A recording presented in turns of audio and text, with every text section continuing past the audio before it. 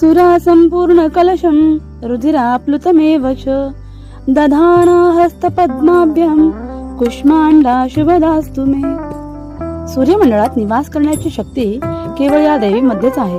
शरीर सूर्याप्रमाणे दैदिप्यमान आहे. तिचे तेज आणि प्रकाश यामुळे दाही दिशा उजळून निघतात.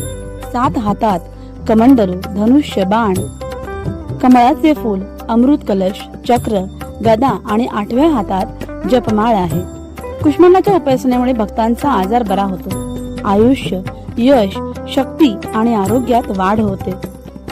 नवरात्रीच्या 4थ्या दिवशी दुर्गेच्या कुष्मांडा रूपाची आराधना केली जाते.